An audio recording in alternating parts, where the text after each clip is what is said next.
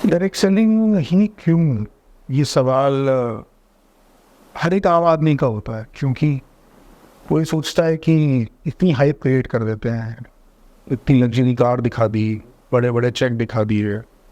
एक तरफ तो आदमी ये बोलता है कहीं और से नहीं पैसा बनाया जा सकता, और दूसरी तरफ एक आम आदमी के मन में ये जो सवाल होता है कि कुछ होता नहीं है, बातें हैं सारी। और हमें ये दोनों ही फेस करने पड़ते हैं। मतलब कोई ये सवाल करता है कि कुछ होता नहीं है, कभी कोई ये सवाल करता है कि इससे क्या किसी और जगह से पैसा नहीं बना सकता, सिर्फ यहीं से बनाना ज़रूरी है क्या? क्या लगता है आपको? क्योंकि आपको अब लगभग 27 साल होने को है 99 से, और मैं भी यही सोचता था कि पैसा तो कहीं और से भी बनाया जा सकता है। तो आई गॉट पॉजिटिव। आपको क्या लगता है इस पर? दो बातें बहुत इंपॉर्टेंट है सरवत की। पहली बात तो ये है कि पैसा तो कैसे भी बनाया जा सकता है, कहीं से भी बनाया जा सकता है, पर सवाल इस बात का है कि आप लोगों की खुशियों के आधार पर पैसा बना रहे हो या उनको दुख पहुंचा के पैसा बना रहे हो। तो कोई ये कहेगा साहब हर व्यक्ति थोड़ी लोगों को दुख पहुंचा के पैसा बनाता है, पर वो लोगों को खुशी दे के भी पैसा नहीं बनाता है। डायरेक्ट सेलिंग में हम दूसरों की सफलता दिला के खुद सफल होते हैं। हम दूसरों के सपने पूरे हों पहले, फिर हमारे सपने पूरे होते हैं। तो ये कितने महान पुण्य का काम है, कितना बड़ा काम है, पहली बात। और दूसरी बात ये कि पैसा कहीं भी बनाया जा सकता है, पर कितना इन्वेस्टमेंट होता है, कितना स्ट्रेस होता है, कितना उसके लिए लर्निंग चाहिए, कितनी उसके लिए एजुकेशन चाहिए, कितनी नॉलेज चाहिए, और उसके बाद कितना मैनेजमेंट चाहिए, कितना एक्सपीरियंस चाहिए।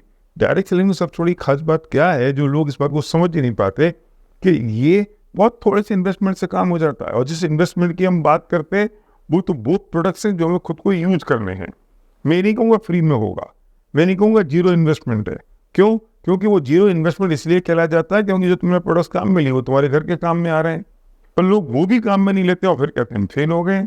और दूसरी बात, यह नॉलेज अपलाइन की पूरी टीम की काम आती है, रिस्क फैक्टर जीरो है, अनलिमिटेड पोटेंशियल है, कुछ भी किया जा सकता है। इसलिए मैं कहते हैं कि जितना पैसा और जितनी अच्छी तरह से यहाँ बनाया जा सकता है वो दुनिया में कहीं नहीं बनाया जा सकता।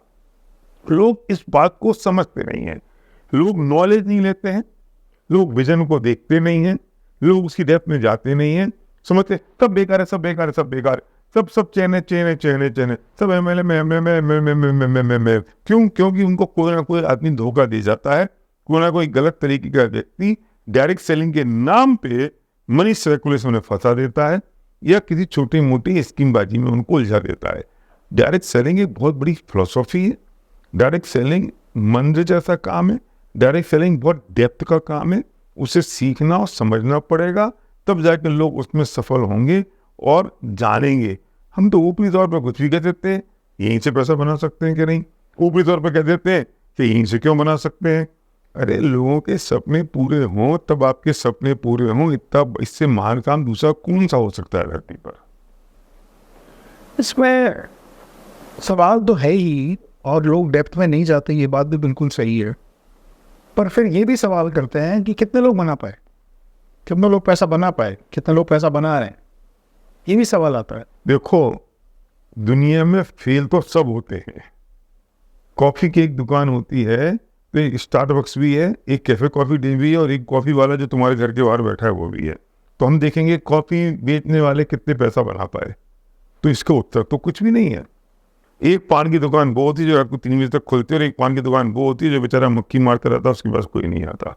वहाँ हर जगह ये है कि कितने लोग सफल हो पाए। आईएएस में कितने लोग बैठते हैं, कितने सफल होते हैं। डॉक्टर में कितने लोग एंट्री करते हैं, कितने सफल होते हैं। आईआईटी में कितने लोग बैठते हैं, कितने लोग सफल होते हैं। उन सबसे ज्यादा स्ट्रॉन्ग और पावरफुल रेशो डायरेक्ट सेलिंग में सफल होने वालों का है, क्योंकि वहां आपकी सफलता किसी दूसरे पर डिपेंडेंट है। वहां आपकी सफलता के लिए लिमिटेशन है। अगर 1000 सीटें कहीं पर हैं, 1 लाख लोग बैठे हैं, तो 1 लाख तो 1000 लोग ही तो सफल होंगे। यहाँ तो एक मैराथन है, ये 100 मीटर की दौड़ नहीं है, कौन फर्स्ट कौन सेकंड आया। ये मैराथन है, जितने दौड़ेंगे उतने निकलेंगे। अब कोई पूरा दौड़ेगा ही नहीं तो फेल होगा। यहाँ कोई लिमिटेशन नहीं है कि इतने नंबर से सफल होने के, लाइक आईआईटी और आईएएस। यहाँ कोई ये नहीं है कि नंबर देने वाला कोई और आदमी है, आपके सपने हैं। प्रॉब्लम क्या है सर्वज्ञ, कि लोगों के सपने ही नहीं होते हैं, और लोगों के सपने अगर होते हैं तो वो बर्निंग डिजायर नहीं होती है, और बर्निंग डिजायर होती है तो लोग उसके पीछे नहीं पड़े होते हैं, और पीछे ही पड़े होते हैं अगर, तो उनको वो श्रद्धा नहीं होती है कि जिस श्रद्धा के कारण वो इस बिजनेस में काम करें और टिके रहें।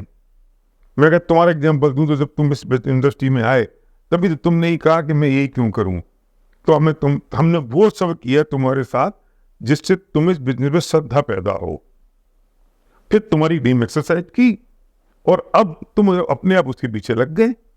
तो हम पहले ड्रीम एक्सरसाइज करें, फिर ये बिलीव दिलाएं, ये श्रद्धा पैदा करें कि ये सपने इस जगह से पूरे हो सकते हैं, और इसके अलावा इतना बढ़िया, नेक और सुंदर दूसरा कोई ऑप्शन हो नहीं सकता, तब तो आदमी काम करेगा। अब हम श्रद्धा की बात तो करते नहीं हैं, हम उसके ड्रीम की बात तो करते नहीं हैं, ना जाने दुनिया भर की दूसरी बातें हम करना शुरू कर देते हैं, तो आदमी छोड़ देता है, वो करता नहीं है। प्रॉब्लम लोगों के साथ अप्रोच करने में है कि हम किस ढंग से उनको अप्रोच कर रहे हैं, और किस ढंग से हम उनको इस बात के लिए प्रेरित कर रहे हैं कि आप यहाँ सफल हो सकते हैं और आपके सपने पूरे हो सकते हैं। ये शॉर्ट टर्म गेम नहीं है। हम अगले महीने की 10 तारीख के लिए बिजनेस नहीं करते, हम अगली पीढ़ियों के लिए बिजनेस बिल्ड करते हैं। इतना बड़ा विजन हमें समझ में आना चाहिए। हर एक आदमी को ये विजन होता नहीं है मेरे ख्याल से। यही कारण है कि लोग बहुत ज़्यादा इंटरेस्ट दिखाते नहीं हैं, क्योंकि प्री कंसीव नोशन होता है एक डायरेक्ट सेलिंग को लेकर। मुझे घर घर जाना पड़ेगा, लोगों से बात करनी पड़ेगी। तो ये बात आपने बिल्कुल सही कही कि मैं जब 9 साल का था और आपने ही मुझसे ये सवाल किया था कि तुम्हारा सपना क्या है, और मैंने कहा था मैं उस समय एक ही शहर का नाम जानता था कि न्यूयॉर्क, क्योंकि किसी एक फैमिली फ्रेंड के यहाँ विजिट किया था। उन्होंने कहा कि हम 20 साल न्यूयॉर्क रहते थे। मुझे लगा यार न्यूयॉर्क बड़ी जगह होती है, बड़ी जगह रहते होंगे। तो ये आपने जब मुझसे पूछा तो मैंने ये जवाब दिया कि यार न्यूयॉर्क जाना है। नहीं, उससे पहले मैंने ये जवाब दिया था कि मुझे फॉरेन जाना है। मुझे फॉरेन में कहाँ जाना है? मैंने फॉरेन जगह होती होगी, कोई फॉरेन नाम की कोई जगह होगी, मैं वहाँ जाना चाहता हूँ। 9 साल का बच्चा तो यही जानता है। तो उसमें आपने कहा कि नहीं फॉरेन तो बेटा होता है विदेश जाना। विदेश में कहाँ जाना चाहता हूँ? इंडिया से बाहर जाना चाहते हो तो कहाँ जाना चाहते हो? तब मैंने कहा कि मैं न्यूयॉर्क जाना चाहता हूँ, और वो सपना मेरे दिमाग में फिट हो गया, क्योंकि आपने मुझे भरोसा दिला दिया कि तुम न्यूयॉर्क जाओगे। कोई भरोसा दिलाने वाला ही तो चाहिए, राइट। और हम इस बात पे अब पहुंच रहे हैं, ये बात डिस्कस करते करते, कि भरोसा ही वो एक चीज़ है जो सामने वाले को, एक व्यक्ति जो डायरेक्ट सेलिंग का एक अपॉर्चुनिटी लेके जा रहा है सामने वाले के पास, वो तो भरोसा दिला दे कि भरोसा कर लो कि तुम्हारे सपने पूरे हो जाए। पर सामने वाला भरोसा कर भी ले, या तो वो पूरा नहीं करता, और अगर पूरा कर भी ले तो भाग्य किसी के हाथ में नहीं है। भाग्य सिर्फ ऊपर वाला ही जानता है कि किसी के सपने पूरे होंगे कि नहीं होंगे। अगर हो जाते हैं तो वो उसके लिए भगवान हो जाता है, वो आदमी जो बिजनेस लेकर आया। अगर नहीं हो पाते हैं उसके सपने पूरे, तो फिर वो विलेन हो जाता है उसकी ज़िंदगी का कि यार मेरा समय खराब कर दिया, मेरी शक्ति खराब कर दी, और डायरेक्ट सेलिंग बेकार है। मुझे ऐसा लगता है कि direct selling is an equal opportunity for everyone. बिल्कुल बिल्कुल। क्योंकि इक्वल अपॉर्चुनिटी है तो सब लोग इसमें आ जाते हैं आसानी से। अब आसानी से आ जाते हैं तो अब ऐसा तो है नहीं कि सबके सपने पूरे होंगे। अब जितने लोग एमएलए के चुनाव के लिए खड़े होते हैं, अब भले ही वो बहुत बड़े नाम हो, हमने देखा अभी हरियाणा के इलेक्शंस में कितने ही लोग खड़े हुए, कांग्रेस के, बीजेपी के, आम आदमी पार्टी के, और भी बड़ी बड़ी पार्टीज़ के, कुछ लोकल पार्टीज़ के, जिन्होंने लोकली काम किया। कई बार ऐसा होता है कि कांग्रेस का जीत जाता है, कभी बार ऐसा होता है कि बीजेपी का जीत जाता है, कभी कभार ऐसा होता है कि निर्दलीय जीत जाता है, कांग्रेस बीजेपी दोनों हार जाते हैं। तो इसका मतलब मोदी जी भी आके इसके लिए रैली करके गए हों और लोगों से मांगा हो विश्वास, लोगों ने उस पर विश्वास नहीं किया और एक निर्दलीय पे विश्वास कर लिया, क्योंकि वो विश्वास दिलाने में कायम, उसने विश्वास उस पर कायम रहा और उसने विश्वास दिला दिया। राइट। तो वही बात है कि एक डायरेक्ट सेलिंग में भी एक आम व्यक्ति जो शायद कैब चलाता हो कभी, वो लोगों को विश्वास दिलाने में सफल हो जाता है। और कोई अच्छा पढ़ा लिखा आदमी भी जाकर किसी को प्लान दिखाए और फिर वो उसका विश्वास नहीं दिला पाए, श्रद्धा नहीं दिला पाए अपॉर्चुनिटी पे, तो वो फेल हो जाता है। और फिर जब इक्वल अपॉर्चुनिटी है, अब एमएलए एमपी का तो चुनाव है नहीं कि जिसमें कुछ ही लोग खड़े हो पाते हैं जिनको टिकट मिलता है, यहाँ तो सबको टिकट मिल जाता है। अब जब सबको टिकट मिल जाता है तो सारे तो सफल होंगे नहीं। इसीलिए मुझे ऐसा लगता है कि शायद जो असफलता वाली कैटेगरी है वो थोड़ी ज़्यादा हो जाती है, क्योंकि ज्वाइन तो सबने कर लिया, इसमें फ्री में ज्वाइन होता है। हाँ नहीं, और सफल तो वही होंगे जिनकी श्रद्धा पूरी है, जो श्रद्धा दिला पाए और आगे बढ़ पाए। असफल होने में सबसे बड़ा कारण और है सर्वज्ञ, लोग ये समझते हैं कि इसमें कुछ करना नहीं है, लोग ये समझते हैं इसमें कुछ सीखना नहीं है, अपने आप पैसा आएगा। अपने आप पैसा आएगा, या जो उन्हें समझा रहा है वो ये बता देता तुम्हें कुछ नहीं करना, साइन कर दो काम हो गया तुम्हारा। तो माइंड में ये सेट होता है, अरे कोई स्कीम नहीं है ये, this is a business for generations, ये छोटा बिजनेस नहीं है, ये 10-20 इंडस्ट्री लगाने से बड़ा बिजनेस है। बिकॉज आप एक नेटवर्क बिल्ड कर रहे हो और इसमें रॉ मटेरियल पीपल है, वो जीवित इंसान है, निर्जीव चीजें नहीं है। मैं अगर एक गमला बनाने जाऊंगा तो ये निर्जीव है, यह मुझे लोगों को करना है, तो ये सीखने का बिजनेस है। लोग ये समझते हैं मेंबर बनाओ मेंबर बनाओ मेंबर बनाओ, ये तो पर कर ही लेंगे, माल बेचो माल बेचो माल बेचो, इसको दे दो पड़ोस, उसको दे दो पड़ोस, हो गया काम। ये बिजनेस सीखने का बिजनेस है और सिखाने का बिजनेस है। पहले आप लर्न करो, फिर आप टीच करो। अब लोग सीखना ही नहीं चाहते हैं।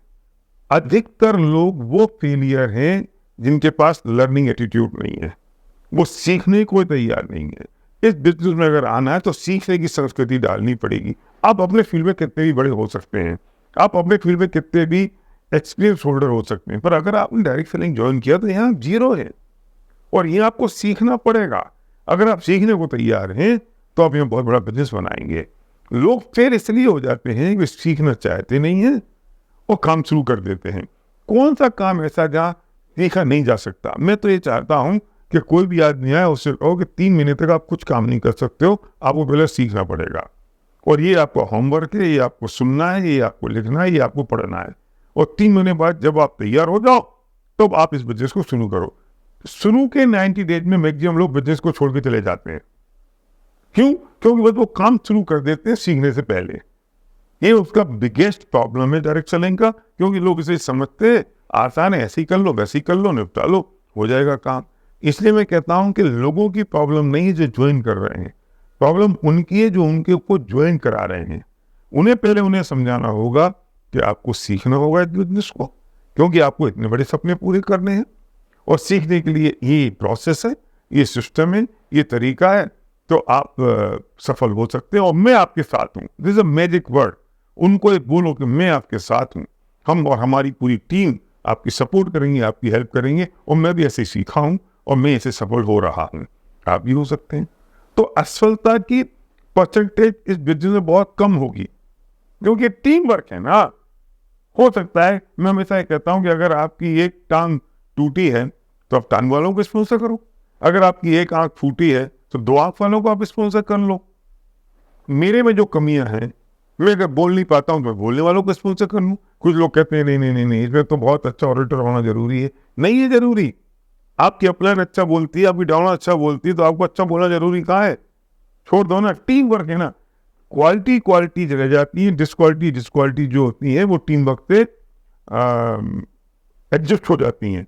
तो इसलिए इसमें असफलता की संभावना बहुत कम है, अगर व्यक्ति काम करे डेडिकेशन के साथ, अपने सपनों के लिए जुटा रहे, सीखने को तैयार हो, अपलाइन के सबमिशन में हो, क्योंकि सीखेगा तो अपलाइन टीम से ही, तो बस फिर तो वो जीत चुका। ये 3-4 चीजें उसके पास हो जाए तो कौन उसे हरा सकता है? क्या है, लोग ना पहुंच जाते हैं बिना पेन के, बिना कागज के, राइट, बिना बैग के। उस बैग में भी कुछ नहीं होता है, कुछ दिखाने के लिए नहीं है, मोबाइल पे दिखा, बिना प्रोडक्ट्स के, बिना प्रोडक्ट डेमो के, तो कैसे होगा? कैसे होगा? फिर उसके बाद श्रद्धा भी नहीं दिला पाते, राइट। तो श्रद्धा आएगी भी नहीं। और फिर ऐसा लगता है कि पीछे पड़ रहे हैं, 3-4 हज़ार रुपए दे दो, 5 हज़ार रुपए दे दो, कोई 10 हज़ार लेता है, कोई आदमी 15 हज़ार लेता है। उसे लगता है कि एक बार लिया काम खत्म। पर आपने 99 में जब शुरुआत की तो उस समय के जो चैलेंजेस थे, जो लोग बोलते थे, क्या आज भी आपको लगता है वैसे चैलेंजेस हैं? क्योंकि जनरेशन का एक बड़ा फर्क आ जाए, 20 साल में पीढ़ी बदल जाती है। आपने किया पहले, अब मैं भी इस बिजनेस में हूँ। तो 99 में शुरुआत करने के समय ना मोबाइल थे तो बहुत लिमिटेड थे, नहीं थे ही नहीं थे। और न्यूज़पेपर से अगर कोई नेगेटिविटी फैलती थी तो फैलती थी। सोशल मीडिया नहीं था सबसे बड़ी बात। बिल्कुल बिल्कुल। प्रोडक्ट्स भी थे तो लिमिटेड प्रोडक्ट्स थे, कंपनियां लिमिटेड थी। आपको क्या लगता है व्हाट हैज चेंज्ड? मतलब क्या बेहतर हुई हैं चीज़ें या थोड़ी और ख़राब हो गई हैं? क्योंकि वो उस समय मैंने देखा 99 में मॉब आती थी, भीड़ आ गई थी। अभी भी भीड़ आती है, कई प्रोग्राम्स में आती है, पर हर प्रोग्राम में नहीं आती। पहले तो हर प्रोग्राम में ऐसे लोग आते थे जैसे बैठने की जगह नहीं है। अब थोड़ा सा एक जोर लगता है, बट लोग एजुकेट भी हो गए।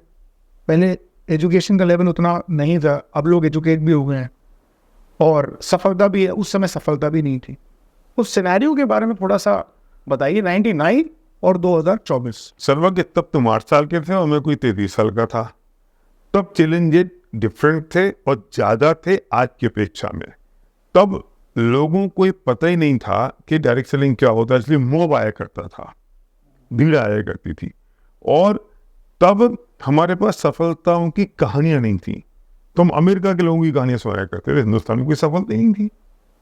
तो हम बताते किसको? कम्युनिकेशन के साधन नहीं थे। सुबह घर से 8 बजे फ़ोन करने लगते थे, 10 बजे निकल जाते थे, फिर कोई कनेक्शन नहीं, कोई बात नहीं, कोई SMS नहीं, कोई व्हाट्सएप तो था ही नहीं, कोई कम्युनिकेशन नहीं। तब भी सबसे बड़ा बिजनेस हुआ करता था क्योंकि हमारे पास एक श्रद्धा थी, एक विश्वास था कि हम इस बिजनेस में सफल होंगे और सपने पूरे होंगे।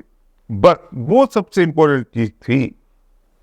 अब कम्युनिकेशन के साधन बढ़ गए तो प्लस पॉइंट ये हुआ कि हमारी बात जल्दी से पहुंच जाती है, माइनस पॉइंट ये हुआ कि नेगेटिव भी जल्दी से पहुंच जाती है। तब तो अखबार में न्यूज आती थी, हम लोगों को समेटते फिरते थे, भाई साहब ये नहीं है, यहाँ तो कोई भी आदमी यूट्यूब पे डाल देता है, फेसबुक डाल देता है, इंस्टा पे डाल देता है, व्हाट्सएप पे डाल देता है, लोग उसकी बातों में आ जाते हैं। किसने डाली पता नहीं, क्या डाली ये पता नहीं। अच्छी बात यह है कि अब यह सफलताओं की कहानी है। एक सब्जी बेचने वाला पैसे बना रहा है, एक टैक्सी चलाने वाला पैसे बना रहा है, तो साइंटिस्ट पैसे बना रहा है, तो IAS ऑफिसर रिटायर्ड हो गया वो पैसे बना रहा है, तो एक हाउस वाइफ पैसे बना रही है, तो 20 साल का लड़का पैसे बना रहा है, तो 20 साल की एक बिटिया पैसे बना रही है। सफलता की कहानी हिंदुस्तान में है। अब तो कितना आसान हो गया है। अब तुम एक सेकंड जनरेशन बिजनेस आ गए हो बिजनेस में, तो उससे कितना बड़ा बिलीव आ गया। मुझे 25 साल हो गए तो कितना बड़ा फेथ आ गया है। और मॉब जब लोगों का था तो कंपनियों का भी मॉब था। जब लोग छट गए, क्वालिटी लोग रह गए बिजनेस में, तो कंपनियां भी छट गई और कुछ सेलेक्टेड कंपनियां अब रह गई। तो ये तो फेजेज हैं, ये होते हैं, ये लोगों में आते हैं। लेकिन मैं कहता हूँ 99 से लेके आज बिजनेस ज़्यादा आसान हो गया है क्योंकि सफलता की कहानियां हैं। प्रोडक्ट्स तब 6, 5, 4 हुआ करते थे, आज 300-400 प्रोडक्ट अच्छी कंपनी के पास में है। कंपनियां भी सीख गई हैं, कंपनी भी लर्निंग ले ली है। तब फॉरेन कंपनी हुआ करती थी, हिंदुस्तानी देसी कंपनियां हैं, देसी सक्सेसफुल कंपनियां हैं, और वो हाईएस्ट टर्नओवर वाली कंपनी हिंदुस्तानी कंपनी हो गई हैं। तो सबसे बड़ी बात तो ये है कि अब ज़्यादा अच्छा बिजनेस हो गया, ज़्यादा आसान हो गया है और ज़्यादा स्टेबल हो गया है। 28 साल किसी इंडस्ट्री को हो जाए, अभी भी लोग क्वेश्चन करेंगे ये चलेगा कि नहीं चलेगा। लेकिन फेलियर ज़्यादा होते हैं, तुमने जो पूछा उसका रीजन ये भी है क्योंकि आते ज़्यादा हैं। अगर मैं कह दूँ 1 करोड़ रुपए की इन्वेस्टमेंट है तो आएंगे कम, तो फेलियर भी कम होंगे, सक्सेसफुल ज़्यादा होंगे। तो यहाँ तो क्या है, लोग भीड़ की तरह आते हैं, भीड़ की तरह वे अगर काम कर लें तो सफल हो जाते हैं और नहीं करें। मैं बहुत अच्छी तरह से लोगों को जानता हूँ कि 2 लोगों ने एक दिन में एक साथ ज्वाइन किया, एक सफल होकर 10 लाख में महीने कमा रहा है, दूसरा छोड़ दिया और तीसरा 10,000 महीने पे है। तीनों में अगर देखो तो एक ही फर्क होता है, वो एक किसी का ड्रीम अगर नहीं है तो कोई सीखने को तैयार नहीं, तो कोई हार्डवर्क करने को तैयार नहीं है, तो किसी को श्रद्धा नहीं है। बस इतना सा फर्क है। अगर ये चीजें हो तो सफल क्यों नहीं हो सकता कोई आदमी। और आज तो लोगों के घर आ रहे हैं, लोगों की लग्जरी गाड़ियां आ रही हैं, लोगों की सरकारी नौकरी लोग छोड़ रहे हैं, लोग फ्री हो गए। किसी महिला बहन जिसके पति की डेथ हो गई है, आज उसके पास भी इनकम आ रही है और उसके बच्चों को स्कूल की फीस की चिंता नहीं है। ये भी कितनी बड़ी बात है। क्यों? क्योंकि इस बिजनेस में सबसे बड़ी बात है पावर ऑफ डुप्लीकेशन, और लोग उस पर काम नहीं करते हैं। अगर मैं इसमें एक बात कहूँ तो ये पीपल बेस्ड बिजनेस है ना, तो पीपल बिल्डिंग पर काम करना चाहिए और हम फोकस हो जाता है हमारा प्रोडक्ट। अरे भाई, पैसा तो प्रोडक्ट के टर्नओवर से ही आएगा, और प्रोडक्ट का टर्नओवर तब होगा जब क्वालिटी प्रोडक्ट्स होंगे, और उन प्रोडक्ट्स को यूज कौन करेगा? पीपल। पीपल को चलाएगा कौन? आपकी एजुकेशन, आपके ड्रीम। तो ये पूरा साइकिल है। और आप अगर एक चीज पर अटक जाओगे और इन सब चीजों को छोड़ दोगे तो कुछ नहीं होगा। फिर आप ऑफर तोलते रहो, फिर आप ये तोलते रहो कि एक टूथपेस्ट की कीमत वहां कितनी है, यहाँ कितनी, वहां कितनी है, बट इसके अलावा आपके पास कुछ और नहीं है। लेकिन who move people? Who move products? People move products. Then who move people? The education. लोग उस पर ध्यान नहीं देते, लोग समझते नहीं है। Your dream, your strong burning desire, वो लोग समझते नहीं, फिर फेल हो जाते हैं। ये पर इसमें ऐसा है कि आप जाने जाते हैं इंडस्ट्री में ड्रीम के लिए, क्या आप ड्रीम के ऊपर बात करते हो? ड्रीम ही पुल करेगा आदमी को। कुछ लोग इस फिलॉसफी को आगे लेके चलते हैं कि products will drive the business. Wellness का एरा आ रहा है, वेलनेस का टाइम आ रहा है, तो ड्रीम को साइड में करो, प्रोडक्ट्स के बारे में बात करो, वेलनेस के बारे में बात करो। क्या लगता है, खराब प्रोडक्ट्स हो और ड्रीम हो तो चल जाएगी चीज़? बिल्कुल नहीं। या बहुत अच्छे प्रोडक्ट्स हो और ड्रीम बिल्कुल ना हो तो चीज़ चल जाएगी? बिल्कुल नहीं, या दोनों चाहिए? दोनों चाहिए। क्या लगता है, मतलब क्योंकि ये विचारधारा की कुछ एक लड़ाई चल रही है इस इंडस्ट्री में। कौन जीतेगा इसका जज भी कोई नहीं है। नहीं, वो तो बुद्ध जज है। जो आदमी सपने की बात करता है वो जीता हुआ है कि नहीं है, और जो पड़ोस की बात करता है वो जीता हुआ कि नहीं है। तो जजमेंट हो गया ना, रिजल्ट आ गया ना, पता चल गया ना। देखो, बहुत क्लैरिटी है सर्वज्ञ, इसमें कोई डाउट नहीं है। बेस्ट क्वालिटी के प्रोडक्ट्स रीजनेबल प्राइस पर चाहिए, अनडाउटफुली। पर ये प्रोडक्ट्स मूव कैसे होंगे? लोग इन्हें मूव करेंगे। लोग कब मूव करेंगे? जब उनके पास स्ट्रॉन्ग बर्निंग डिजायर होगी, ड्रीम होगा। ये कॉम्बिनेशन है। लेकिन अगर आपके पास ड्रीम है और प्रोडक्ट की क्वालिटी घटिया है तो क्या करोगे? मूवमेंट ही नहीं होगी, टर्नओवर नहीं होगा, कंजम्पशन नहीं होगा, पैसा कैसे आएगा? लेकिन अगर बेस्ट क्वालिटी प्रोडक्ट्स हैं और आपके ड्रीम नहीं है तो मूव कौन करेगा उन प्रोडक्ट्स को? इसलिए पर बेस्ट क्वालिटी के प्रोडक्ट्स की रिस्पॉन्सिबिलिटी कंपनी की है, रीजनेबल प्राइस की जिम्मेदारी कंपनी की है। लीडर्स की जिम्मेदारी है उन सपनों को हाईलाइट करने की, उन पर फोकस करने की, जिससे वो जो बेस्ट क्वालिटी प्रोडक्ट्स कंपनी ने प्रोवाइड कर रहे हैं उनको मूवमेंट हो, उनका कंजम्पशन, उनका टर्नओवर हो। पर ये काम तो सपनों से होगा ना, ये काम तो पीपल बिल्डिंग से होगा ना। क्या करती है लीडरशिप? कंपनी के काम में इंटरफेरेंस करती है। जो उसका काम नहीं है कंपनी को करने दो, कंपनी का बेस्ट काम है वो कंपनी करेगी। आप अपना काम करो। आप अपना काम तो कर नहीं रहे हो, उस काम पे लग रहे हो। डायरेक्ट सेलिंग का मतलब सेल्समैनशिप नहीं है। We are not a salesman. हम सेल्स फोर्स नहीं है। हम अगर सौदागर हैं तो सपनों के सौदागर हैं।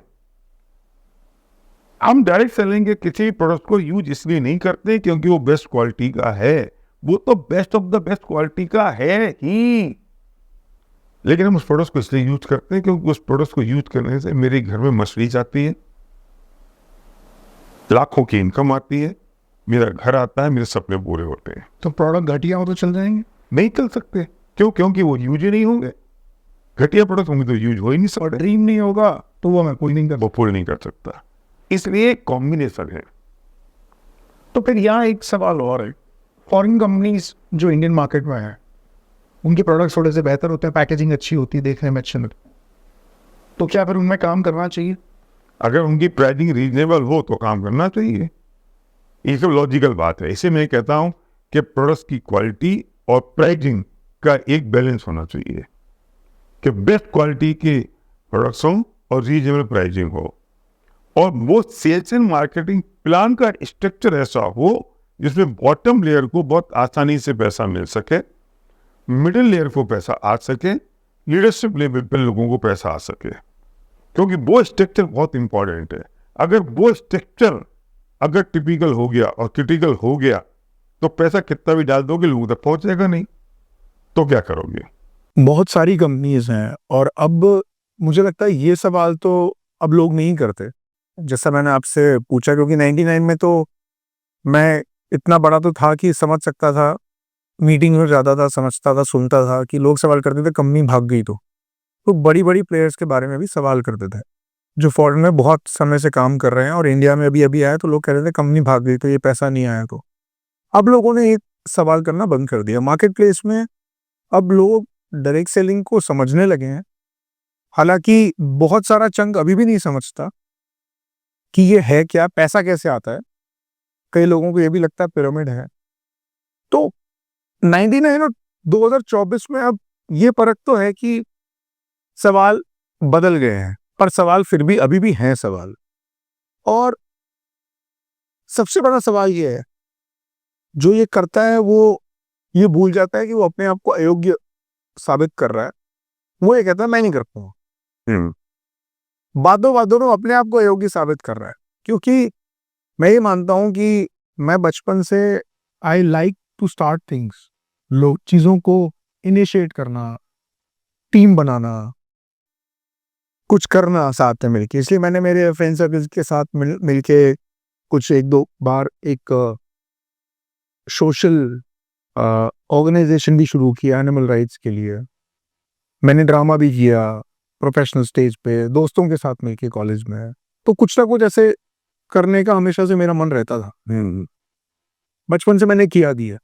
मैं ये मानता हूँ कि अगर डायरेक्ट सेलिंग मेरे पास एज एन अपॉर्चुनिटी आई होती तो मैं ये तो कभी नहीं कहता कि मैं नहीं कर पाऊंगा, मैं करना पसंद नहीं करूंगा।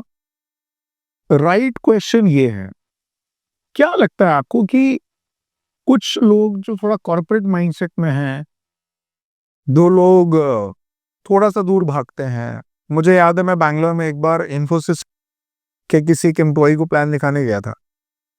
इन्फोसिस के ऑफिस के बाहर एक रेस्टोरेंट था, उसमें मैंने उसको प्लान दिखाया।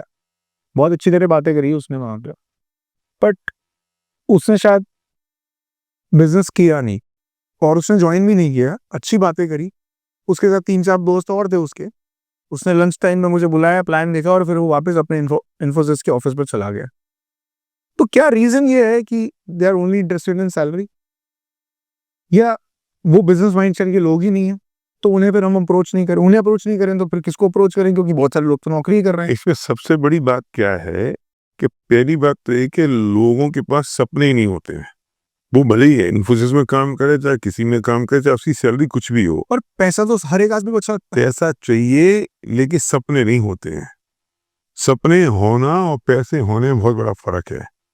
ड्रीमर होना व्यक्ति का, वो उसकी महत्वाकांक्षाओं को दिखाता है कि वो कितना बड़ा बन सकता है और अपॉर्चुनिटी को ग्रैब करता है। जो लोग जॉब कर रहे हैं पैसा तो उसको भी चाहिए, लेकिन क्या वो ओपन है किसी भी अपॉर्चुनिटी के लिए? ये फर्क है। दूसरी बात क्या है कि लोगों को ये इतनी बड़ी बिजनेस अपॉर्चुनिटी है, ये बात समझ नहीं आती है, विजन नहीं आता। आपके पास कोई भी आदमी 20 से 25 मिनट के लिए आया, 45 मिनट के लिए आया, वो उस 45 मिनट में क्या समझा दे आपको? आप पहले उसे दूसरा मौका तो दो मिलने का। आप तैयार तो हो कि मुझे इसकी और डेप्थ में स्टडी करनी है। आपने 45 मिनट 40 मिनट जो आपके पास वो बच्चा बैठा, कोई भी व्यक्ति आया और जिसने आपको बिजनेस प्लान दिखाया, आप तो उस वक्त ही हाँ ना कर लिया। अरे अगर आपको लगता है कि यार ये बिजनेस अपॉर्चुनिटी है, मेरे पास सपने हैं, I am looking for opportunity, तो उससे 45 मिनट के बाद कहो ना कि यार मैं इंटरेस्टेड हूँ पर स्टडी करूंगा, उसके बाद मैं करूंगा। तो आप उससे और मटेरियल लो, उससे कुछ बड़ी मीटिंग्स में जाओ, उनके प्रोडक्ट्स को टेस्ट करो, यूज करो, जो मैंने किया उस वक्त 99 में पूरी स्टडी करी। मैं उसके लिए मुंबई गया, मैंने कहा अगर ये इतना बड़ा बिजनेस है तो मुझे इसके लिए काम करना चाहिए, मुझे इसकी स्टडी करनी चाहिए। लोग तो वो 15-20 मिनट में ही हाँ ना करके नक्की कर लेते हैं। जैसे किसी लड़की से आपको शादी करनी हो और उस लड़की को आपने 15 मिनट में देखा और हाँ ना कर लिया। अरे क्या देख लिया आपने उसका? उसके बाद अगर आपको लगता है हाँ ये कुछ देखने योग्य है, तो फिर आप उससे मिलते हो, बात करते हो, फिर डेट पे जाते हो, फिर स्टडी करते हो, फिर खानदान की करते हो, ये करते हो, तब तो आप निर्णय करते हो। अब आपको 25-30 मिनट में क्या समझ में आ गया इस बिजनेस में कि करने जैसा है कि नहीं? आप इतना समझे कि प्रोडक्ट्स हैं और मेंबर बनाने पड़ेंगे, जो मैं नहीं कर सकता, और आपने डिसीजन कर दिया। ये दोनों बातें नहीं है यहाँ पर। ये this is opportunity, life time opportunity. ये अपॉर्चुनिटी पीढ़ियों तक जाने वाली, जनरेशन तक जाने वाली है। ये अपॉर्चुनिटी आपका ह्यूज बिजनेस क्रिएट करती है, ये नेटवर्क क्रिएट करती है, ये आपके सपनों को पूरा करती है, दूसरे लोगों को सपना पूरे करने में आप उनकी मदद करते हो, ये कितना बड़ा अवसर है। लेकिन लोग इस अवसर को ही नहीं समझ पाते। और उस तुम जिसकी बात कर रहे से लाखों लोग हैं जो उन 15-20 मिनट में डिसीजन करके मना कर देते हैं कि मैं नहीं कर पाऊंगा। वो गलत सोच रहे हैं। वो या तो ये सोचते हैं कि पड़ोस बेचने का बिजनेस है, वो सोचते हैं लोगों को जोड़ने का बिजनेस है, फिर वो सोचते हैं कि मेरे पास लोग नहीं है, फिर वो सोचते हैं मैं कर नहीं पाऊंगा, फिर वो सोचते हैं मुझे अकेले करना पड़ेगा, फिर वो सोचते हैं अकेला कौन माता बच्ची में पड़ेगा, बस फिर मेरे पास समय नहीं है। अरे समय क्यों नहीं है? अगर आप इससे इतनी बड़ी अपॉर्चुनिटी समझ रहे हो तो समय नहीं है आपके पास। मतलब आप 20,000 रुपए कमाने में इतने बिजी हैं कि आपको 20 लाख रुपए कमाने की फुर्सत नहीं है। प्रॉब्लम है कि हम ओपन नहीं है समझने के लिए, हम अपॉर्चुनिटी के लिए ओपन नहीं है। प्रॉब्लम तो ये है। तो ये बिजनेस भी वो बिजनेस जैसा लगता नहीं है। एक समस्या आती है, आदमी को लगता है कि बिजनेस तो वो होता है जिसमें मैं कोई कैपिटल इन्वेस्टमेंट हो, मुझे स्टॉक मेंटेन करना पड़ेगा, मुझे सारा लॉजिस्टिक मेंटेन करना पड़ेगा, फिर मार्केटिंग होगी, फिर ऑपरेशंस होंगे और तब जाके सेल्स होंगी, फिर मुझे डिजिटल मार्केटिंग भी करनी होगी। तो नहीं बिजनेस मेरे मतलब का नहीं है। अच्छा, जो नहीं करता बिजनेस जॉब के साथ, वो बिल्कुल ही बिजनेस नहीं करता, वो डायरेक्ट सेलिंग भी छोड़ दीजिए साइड में। एक बात ये भी है, पर उसे फिर ऐसा लगता है कुछ जो बहुत ज्यादा मतलब है ना किए भी पीएचडी धारक हो जाते हैं। हाँ हाँ बिल्कुल समझे। जिन्होंने कभी डायरेक्ट सेलिंग की नहीं पर वो पीएचडी होल्डर है डायरेक्ट सेलिंग, और फिर वो सोशल मीडिया पे बहुत सारा ज्ञान देते हैं। हाँ बिल्कुल। फिर वो सोशल मीडिया पे कमेंट करके ये बहुत सारे लोगों की जिंदगी को बर्बाद करने के अधिकारी हैं, जिनको नॉलेज नहीं है और सोशल मीडिया पे ज्ञान देते हैं। ये बात आपने एक अच्छा टर्म दे दिया उनको, और ये अगर वो सुन लें तो कम से कम को रुके तो सही, क्योंकि ये बात सही है कि उन्हें किया कुछ नहीं और फिर इस तरह के बेकार कमेंट करके दूसरे लोगों को नेगेटिव करना अच्छा नहीं होता, क्योंकि हर विचारधारा होती है और वो हम कोई पॉलिटिक्स नहीं कर रहे हैं, आप लोगों की जिंदगियां बदल रहे हैं। एक जेन्युइन कंपनी काम कर रही है, 20 साल से अपने प्रोडक्ट्स बेच रही है और सक्सेसफुल है, सरकार को टैक्स दे रही टाइम पे, सरकार उस पर कोई एक्शन नहीं ले रही, तो फिर हम कौन होते हैं कोई सवाल खड़ा करने भाई? या फिर हमें जलन हो रही है दूसरे के सपने पूरे हो रहे हैं तो? यस। कोई अगर गाड़ी भी लेकर आ रहा है, अपने दुखों से दुखी नहीं है लोग, दूसरों के सुखों से दुखी हैं। बिल्कुल सही है। तो ये तथाकथित जो पीएचडी धारक हैं वो ये बात जरूर कहते हैं कि ये बिजनेस कहाँ हुआ, ये बिजनेस तो है ही नहीं, हम इसे बिजनेस नहीं मान। और फिर कुछ लोग इस बात को लेकर बैठ जाते हैं कि यार ये बिजनेस हो सकता है टेम्परेरी है, ऊपर जाएगा और फिर उसके बाद नीचे आ जाएगा बहुत जल्दी, क्योंकि इसमें कुछ ऐसा है नहीं करने को। मेरा सवाल ये है अब कि क्या इसे ट्रेडिशनल बिजनेस से कंपेयर करना चाहिए या कोई और दुनिया, मतलब भगवान ने कोई और नया बिजनेस मॉडल बनाकर धरती पर भेजा है जिसको हम करें नहीं करें हमारे ऊपर है? क्या ट्रेडिशनल बिजनेस से कोई कंपैरिजन है या कंपैरिजन हटा ही दें? क्योंकि लोगों को लगता है कि बिजनेस तो वो है जो ट्रेडिशनल बिजनेस, फिर वो ट्रेडिशनल दिमाग ही इसमें लगाते हैं राइट। और इसे फिर छिटक जाते हैं। सर्वज्ञ, क्या है कि हमने ट्रेडिशनल बिजनेस की जो परिभाषाएं बना रखी हैं, ये उस परिभाषा में तो फिट होता नहीं है, क्योंकि इन्वेस्टमेंट नहीं चाहिए, ये स्ट्रेस नहीं चाहिए, टेंशन नहीं चाहिए, नॉलेज नहीं चाहिए, तो ट्रेडिशनल परिभाषा में कैसे शामिल होगा? अब जब चूंकि ट्रेडिशनल में शामिल नहीं होता है तो लोग समझते हैं बिजनेस नहीं है। मैं भी ये कहता हूँ ये बिजनेस नहीं है, कुछ और है। मैं भी ये कहता हूँ कि बिजनेस नहीं है, बियॉन्ड बिजनेस है। क्यों? क्योंकि इसमें ट्रेडिशनल बिजनेस के जो लेक्यूनर्स हैं वो इसमें नहीं है, पर इसमें बिजनेस, एक बिजनेस में जो अपॉर्चुनिटी होती है, इसका इज द लिमिट, वो इसमें है। और ये हमारा बिजनेस है, हमारी जॉब नहीं है, ये फ्रीडम की बात है, ये जॉब नहीं है हमारी, किसी के नौकरी नहीं करते। और इसलिए लोग यहाँ फेल हो जाते हैं, क्योंकि जॉब होती तो वहां प्रेशर होता है, वहां डंडा होता है, वहां पे फियर होता है। और 97% लोग फियर के कारण बिजनेस करते हैं, जॉब करते हैं या जो भी करते हैं वो फियर के कारण करते हैं। ड्रीम के कारण तो 3% लोग करते हैं, और भी 3% दुनिया में सक्सेसफुल हैं जो सिर्फ ड्रीम के लिए करते हैं, उनके लिए ड्रीम उन्हें ड्राइव करता है। हमारा इशू ये है डायरेक्ट सेलिंग में कि हम हर एक आदमी को ड्रीम ड्रिवन बनाना चाहते हैं, और वो बनना नहीं चाहता। जो बनना चाहता है वो सक्सेसफुल हो जाता है, जो नहीं बनना चाहता वो फेल हो जाता है। तो हमें तो उनके स्ट्रक्चर में चेंज करना पड़ता है। क्यों? क्योंकि हमें उनको ड्रीम ड्रिवन बनाना है।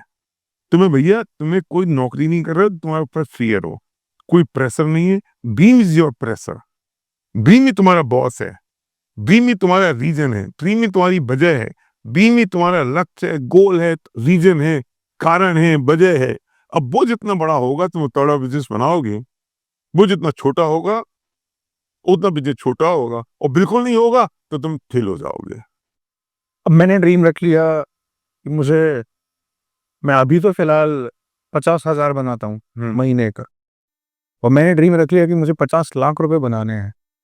अब ड्रीम है, राइट, और फिर भी मैं फेल हो जाता हूँ। हाँ, इसलिए क्योंकि जो 50 लाख रुपए कमाने के लिए जो मेहनत चाहिए, जो एजुकेशन चाहिए, जो डेडिकेशन चाहिए, वो आपके पास है।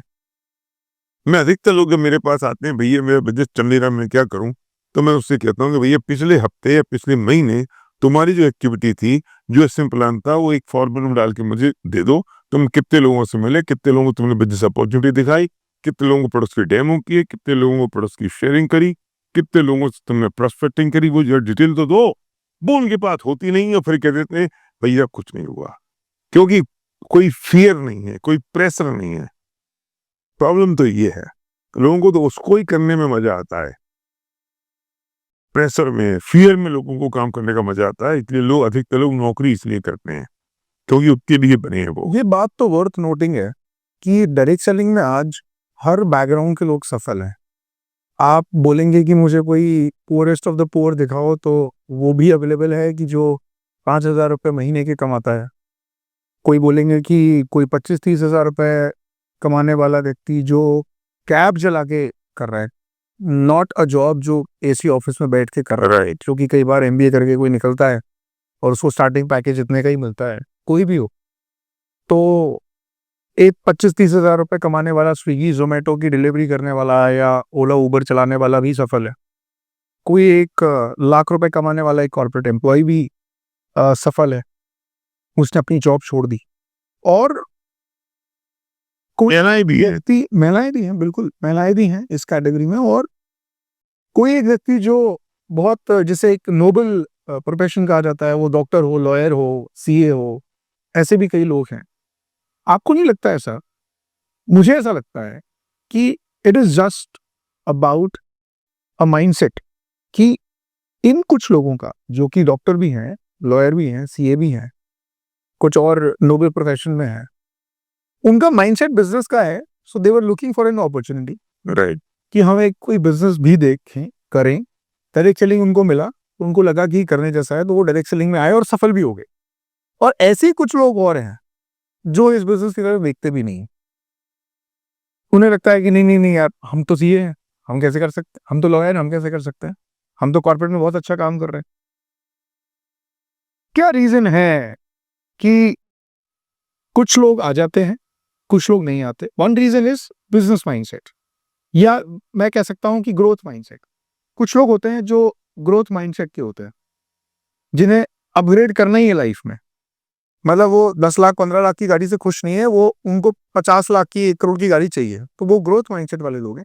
कुछ फिक्स माइंडसेट वाले लोग हैं जो सुबह 10 बजे से प्रैक्टिस करनी शुरू करते हैं अपनी, शाम को 6 बजे तक मरीज देख लिए, हॉस्पिटल में राउंड कर लिए। ऐसे डॉक्टर हैं या अपने लॉयर हैं जो कोर्ट में चले गए, वो उसी प्रैक्टिस को आगे बढ़ाना चाहते हैं।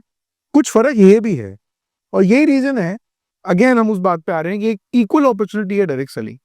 तो इसीलिए कुछ लोग ये वाले भी आ जाते हैं, कुछ लोग कैब ड्राइवर भी आ जाते हैं, कुछ लोग हमारे महिलाएं भी आ जाती हैं। महिलाओं को एक सवाल होता है कि हम घर घर कैसे जाएंगे, पर अब जा ही रही हैं, महिलाएं सक्सेसफुल हैं, और वो एक घर जाके कोई गलत काम तो करना नहीं है। हम एक बिजनेस अपॉर्चुनिटी लेके जा रहे हैं, महिलाओं को कॉन्टैक्ट करके आगे बढ़ रही हैं।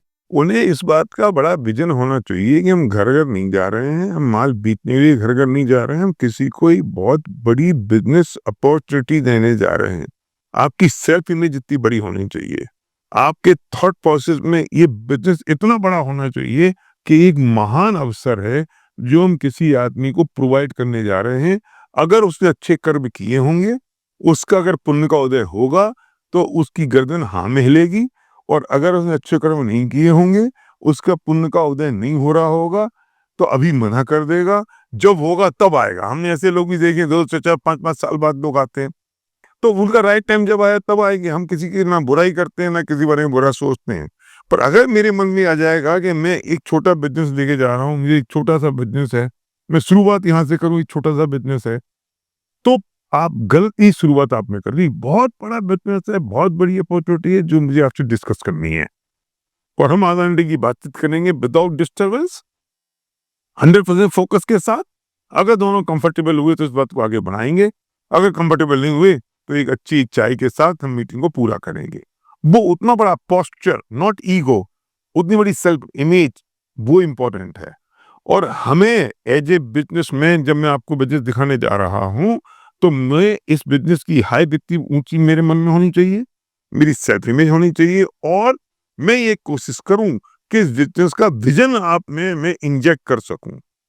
मैं वो श्रद्धा, वो फेथ, वो बिलीव जिसकी बात मैं करता हूं कि ये आपको इंजेक्ट कर सकूं कि अगर आपके सपने तो इससे पूरे हो सकते हैं, तो उसके पहले मुझे आपके वो सपने जानना भी जरूरी है कि आपके सपने क्या है। इसे मैं कहता हूं डीप एक्सरसाइज करो सामने वाले की।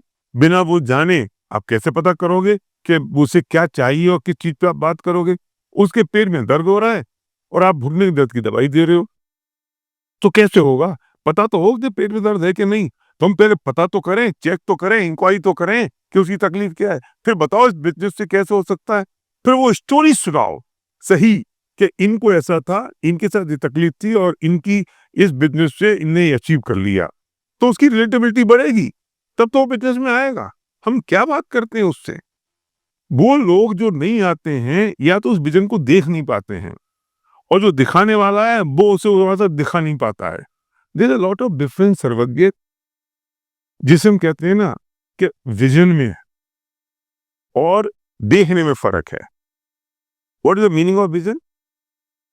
What is you are seeing, what is unseen, जो दिखाई नहीं दे रहा है उसे देखना विजन है। तो ये तो हमारा काम है उसे दिखाना, तब तो मुझे श्रद्धा पे हम उसकी इंजेक्ट कर पाएंगे। फिर हम उसे कहते हैं तू बड़ी मीटिंग में चल भाई, तो ये और अच्छे लोग मिलेंगे। ना जाने वो वहां कौन से व्यक्ति से कब का से रिलेट कर जाएगा, कौन सी एक लाइन से रिलेट कर जाएगा, उसको लगेगा हाँ ये मेरे लिए। प्रॉब्लम क्या है, लोगों को इस समझ में नहीं आता कि मेरे लिए।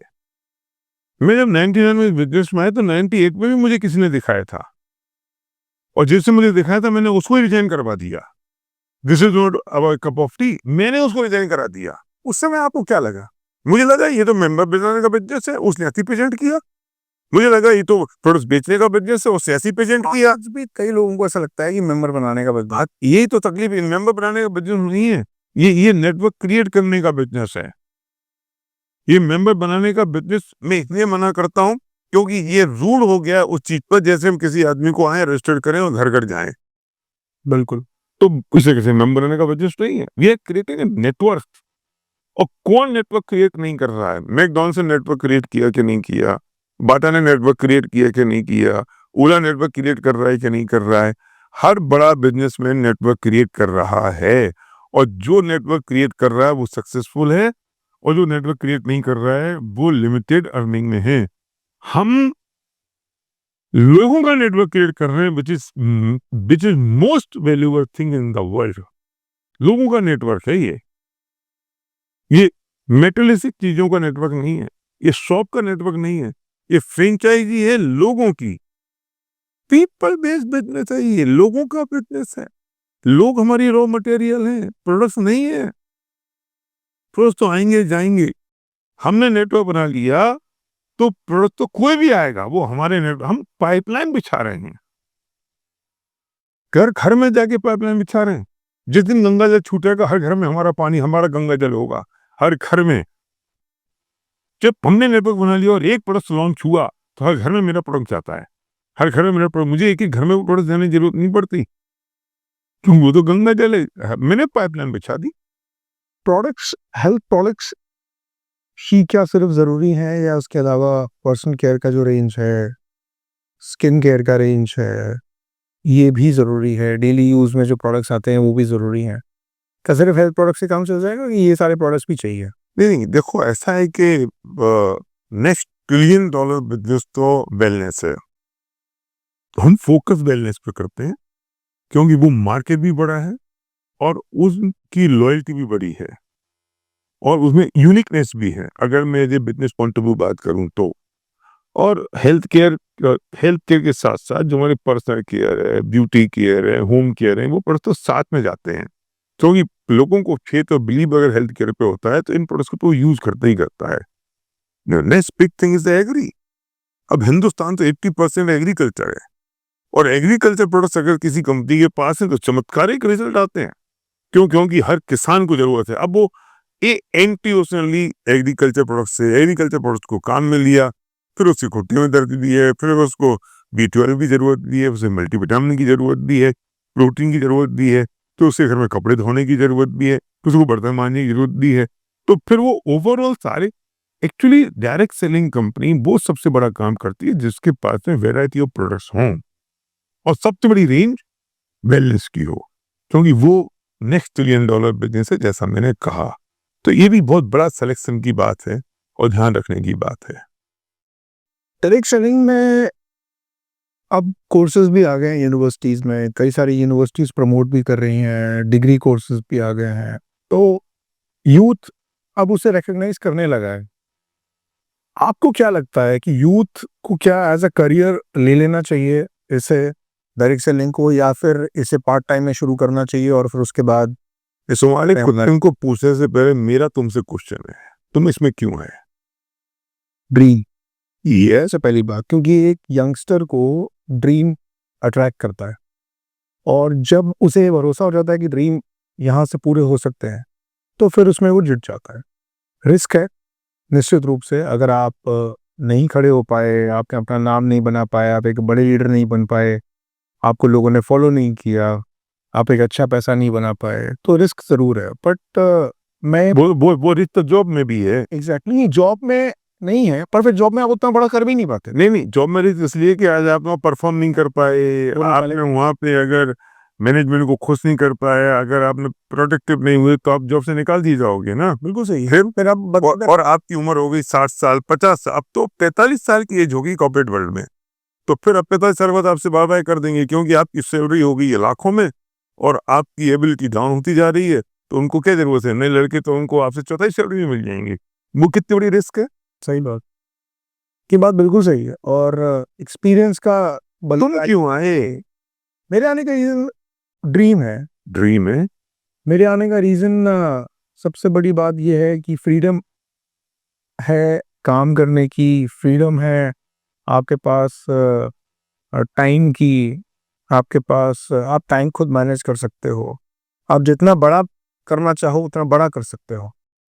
और कि तुमने तो वॉरिक बिजनेस स्कूल से तुमने मास्टर्स किया, तुमने तो कोको कोला वाले तुम्हें पढ़ाने आए, वो रोल्स रॉयस वाले तुमको पढ़ाने आए, तुम उनकी फैक्ट्री है तुमने विजिट किया, तुमने तो 20 कंट्रीज के स्टूडेंट्स तुम्हारे साथ पढ़ते थे और IAS जो ट्रेनीज थे वो तुम्हारे यहाँ पढ़ते थे, न जाने क्या क्या था।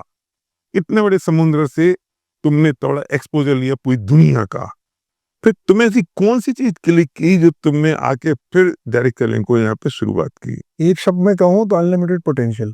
राइट, सबसे बड़ी बात अनलिमिटेड पोटेंशियल है इस बिजनेस में। आप जो लोग पैसा बना लेते हैं उनको फिर वो नाम के पीछे भागते हैं, जो लोग नाम बना लेते हैं वो पैसे के पीछे भागते हैं, और दोनों नहीं बना पाते, वो दोनों नहीं बना पाते, वो डायरेक्ट सेलिंग को गाली देते रहता है।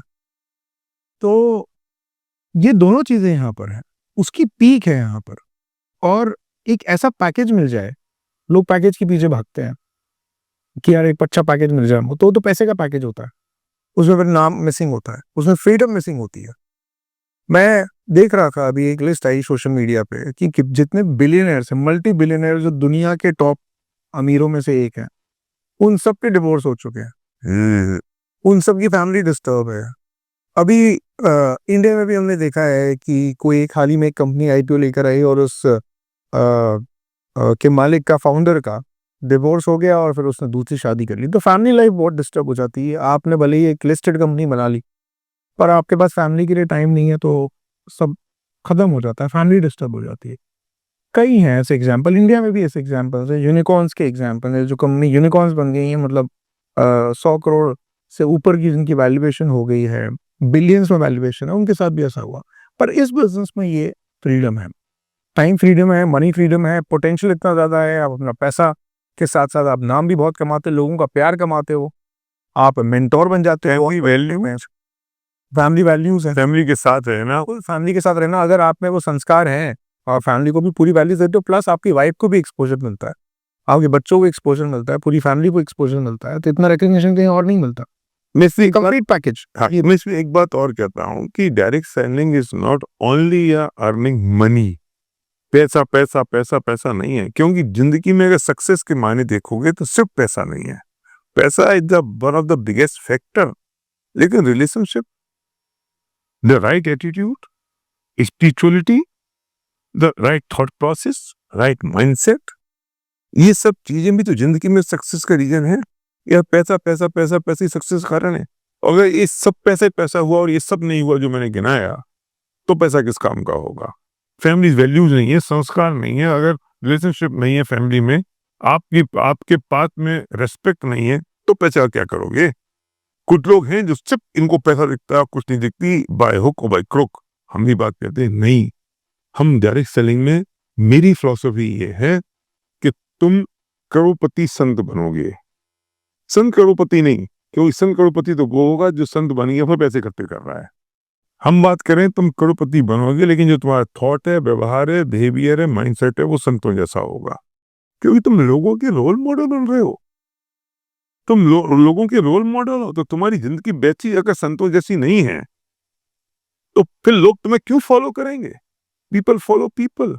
वो पीपल तभी फॉलो करेंगे जब उनमें, आप में उन्हें कुछ एक्स्ट्रा और अलग से दिखाई देगा, और वो ही संभव हो सकता है। और अगर जो लोग इस बिजनेस को इतना बड़ा बनाना चाहते हैं, उन्हें अकेले पैसे के अलावा इन सब चीजों पे भी ध्यान रखना पड़ेगा, सीखना पड़ेगा, सिखाना पड़ेगा, समझना पड़ेगा, और अपने में बदलाव करना पड़ेगा, वरना सिर्फ पैसे से जिंदगी नहीं चलती।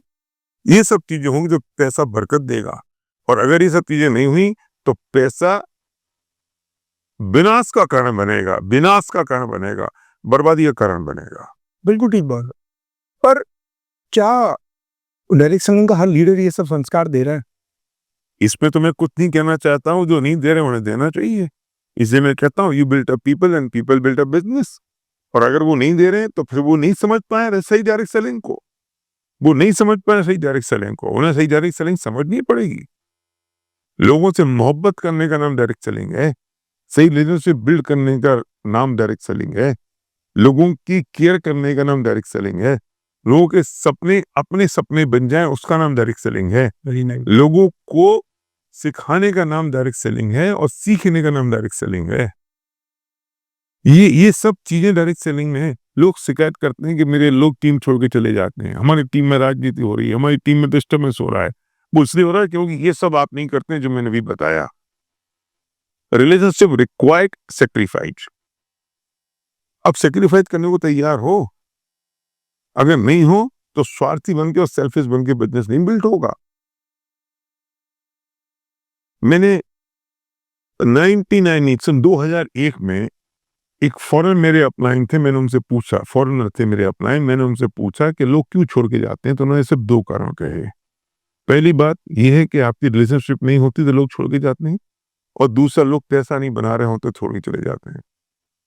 आप उनके लिए इतना बड़ा बिजनेस बड़ा करने में मदद करो जिससे वो पैसा बना सकें, और ऐसी रिलेशनशिप बना के रखो कि वो आपको छोड़ के ना जा पाए। लोग आते एक्साइटमेंट से हैं और टिकते रिलेशनशिप से हैं। अगर एक्साइटमेंट नहीं होगी तो लोग आएंगे नहीं, और रिलेशनशिप नहीं होगी तो लोग टिकेंगे नहीं। और फिर मैं एक बात कहता हूँ, सर्व की जिंदगी की सीख है, एक बेटे होने के नाते एक बात की, कि अपने नेटवर्क को ऐसा बनाओ कि उसे बार बार ना बनाना पड़े। बहुत खूब। ये तो बात मुझे बहुत पसंद आई थी, आपने कुछ समय पहले कही थी, और इस बात को कई लोग समझ नहीं पाते, नहीं समझ पाते, इसी और डेप्थ है इस बात की, बहुत बड़ी डेप्थ है। और इसको लोग मिसयूज करते हैं डाउनलाइन को, डाउनलाइन का मिसयूज के साथ साथ अपलाइन का मिसयूज करते हैं। नेटवर्क खुद अपने ही कारण, वही कारण होते हैं कि उनका नेटवर्क खत्म हो जाता है, और फिर वो दोष दूसरों को देते रहते हैं। एक बात और वो ये कि क्या बार बार कंपनियां बदलने से मैं सफल हो जाऊंगा? मुझे एक कंपनी में सफलता नहीं मिली तो मैं बहुत सारे कारण ढूंढ लेता हूँ, अपलाइन, कंपनी के प्रोडक्ट्स, कंपनी का मैनेजमेंट, प्लान, बहुत सारे कारण हैं। फिर मैं दूसरी कंपनी जाता हूँ, फिर मैं तीसरी जाता हूँ। ऐसे बहुत सारे लोग कंपनियां बदल बदल के क्या अपने मंजिल पे पहुंच जाएंगे, या उन्हें रुकना चाहिए किसी एक कंपनी में? सर्वज्ञ, और कब तक रुकना चाहिए? लोग अपने को नहीं बदलना चाहते हैं, दूसरों को बदलना चाहते हैं। बहुत बढ़िया। मैंने भी चेंज किया, लेकिन चेंज के पीछे मेरी थॉट थी, मेरी फिलोसॉफी थी, मेरे रीजंस थे और उनकी बहुत डेप्थ थी।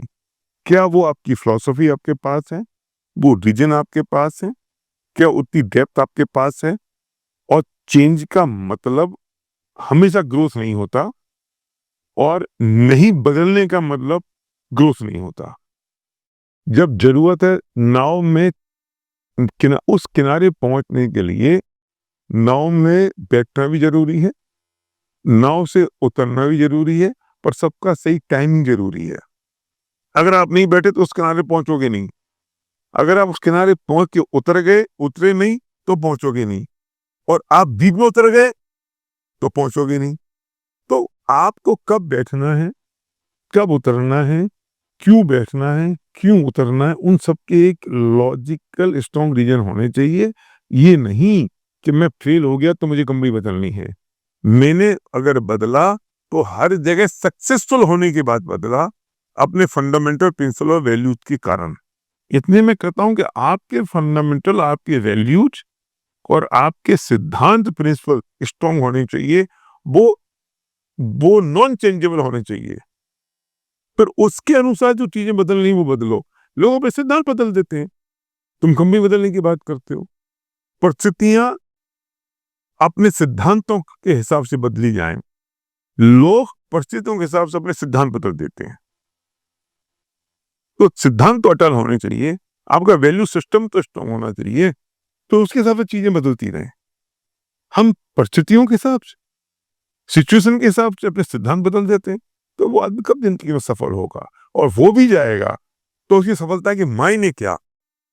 लोग चले गए फर्जीवाड़ी कंपनी में, फाइनेंशियल स्कीम में, इसमें उसमें, उन्हें 25-50 करोड़ बना भी लिए, तो ये सफल हो गए? बिल्कुल नहीं। अब कोई आदमी अपने सिद्धांतों पर टिका है और उसने 25-50 करोड़ नहीं बना पाए, उससे चौथाई और आधी बना पाए, लेकिन उसके पास वैल्यूज हैं, प्रिंसिपल्स हैं, अपने सिद्धांत हैं, और उसकी रेस्पेक्ट है, मॉरल वैल्यूज है, तब वो ज्यादा सफल है उसकी नजर में। कितने साल जो व्यक्ति शुरू कर रहा है इस डायरेक्शन इन बिजनेस को, कितने साल लगता है आपको कि उसको चाहिए कि ये एक सेटल्ड बिजनेस हो जाए उसके लिए? उसे बिल्ड करने में कितना समय लगेगा, कितने साल लगेंगे, ताकि वो महसूस कर सके कि हाँ मैंने ये बिजनेस बनाया है? दो बातें अलग अलग होंगी, जिसमें दो प्रश्न हो गए। एक प्रश्न तो है कि उसको अपनी चीज अचीव करने में या सफल होने में कितना समय लगेगा, और दूसरी चीज ये कि उससे एक रेजिडुअल इनकम क्रिएट करने में, या उसे लगता है कि मुझे ये मेरा बिजनेस सेटल हो गया, उसमें कितना समय लगेगा।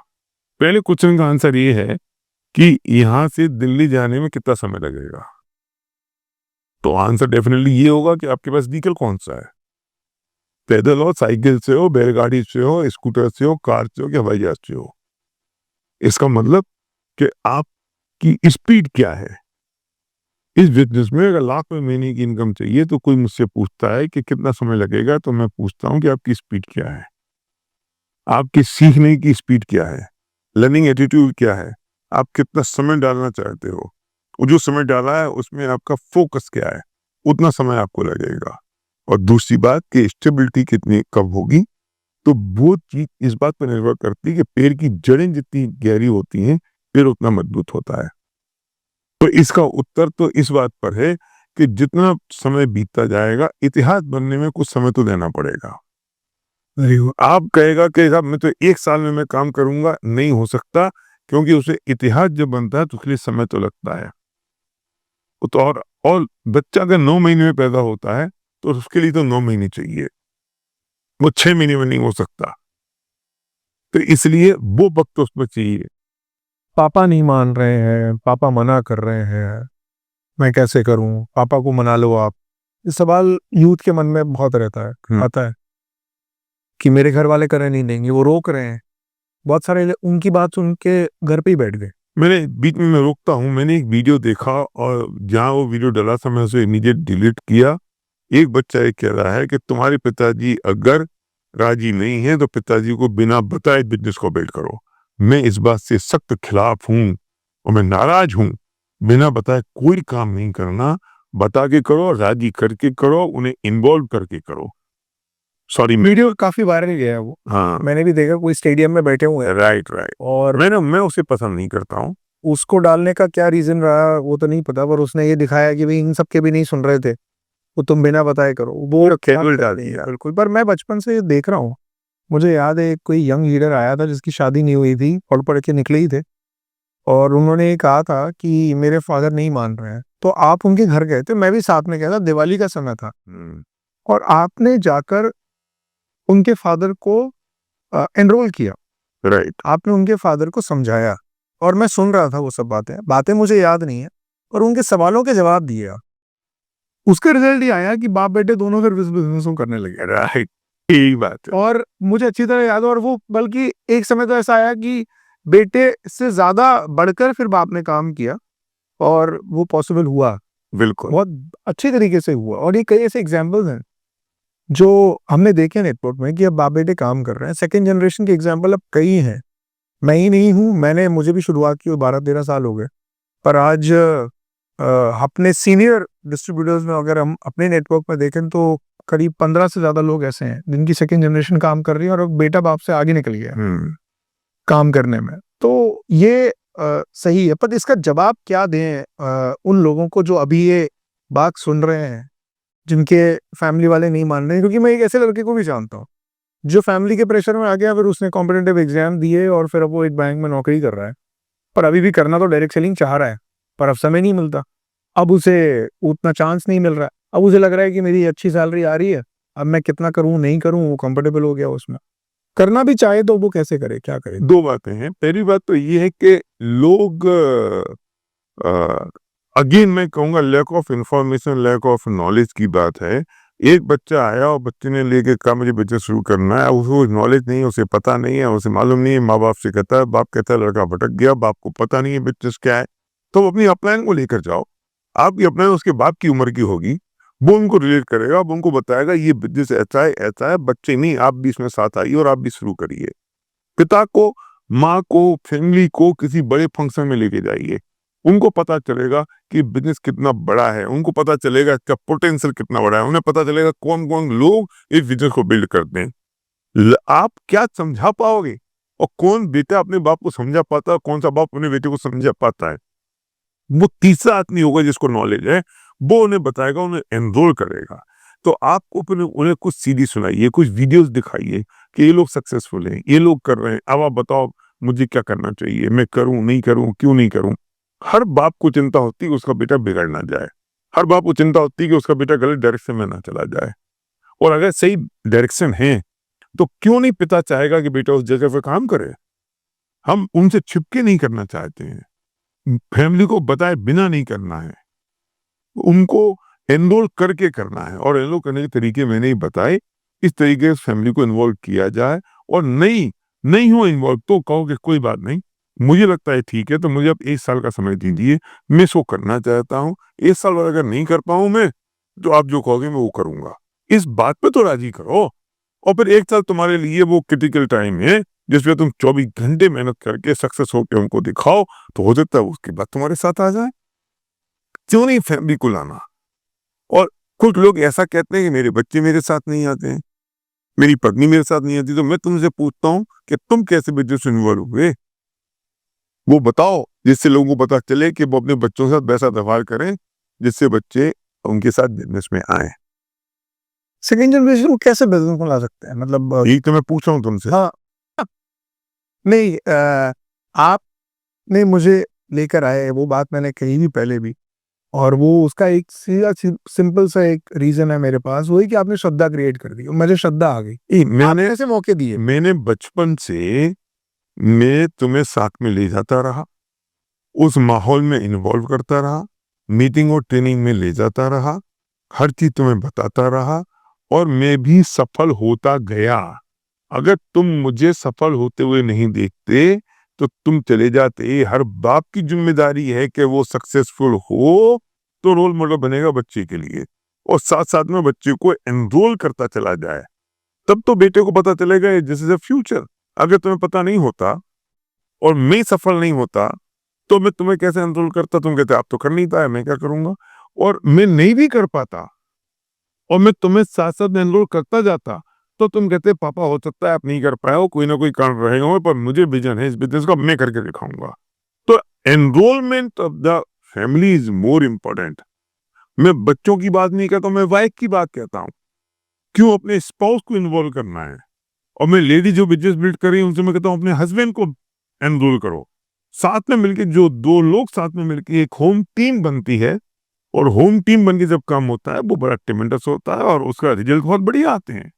नहीं तो फिर एक तो हो जाएगा ट्रैक्टर का पीछे वाला टायर और दूसरा रह जाएगा स्कूटर की टायर नहीं, तो कैसे बैलेंस होगा? फिर घर में वो रेस्पेक्ट नहीं होगी, घर में वो वैल्यू नहीं होगी, घर वालों को नहीं पता होगा व्हाट यू आर डूइंग, तो कैसे काम होगा? घर वालों को सबसे पहले पता होना चाहिए और हम उनको सबसे ज्यादा नेग्लेक्ट करते हैं। तो उन्हें पता नहीं कैसे होता, हम ही कर लेंगे। ये तो हमारी फिलोसफी नहीं है आज तक की। बिल्कुल ठीक बात है। डायरेक्ट सेलिंग एक बेहतरीन बिजनेस के रूप में उभरा है। बहुत समय हो गया, अब लगभग 28 साल हो गए हैं। ऐसा नहीं लगता आपको कि कोई एक सैचुरेशन आ गया है, या 20 साल कंपनी को चलते हुए हो गए हैं, 25 साल हो गए हैं, तो कोई सैचुरेशन आ गया है कि अभी ये कंपनी उससे आगे जाएगी ही नहीं, पॉसिबल नहीं है, कोई अटकाव आ गया है, इनकम नहीं बढ़ेगी फिर उसके हिसाब से? कोई सैचुरेशन है या इस सैचुरेशन को पार कर जाएंगे? सैचुरेशन तो कभी होता नहीं है, कमी होती है लीडरशिप की।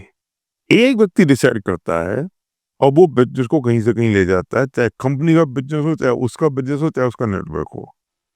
दम चाहिए लीडरशिप में, ये लीडरशिप ड्रिवन बिजनेस है। तो सैचुरेशन तो कभी हो ही नहीं सकता।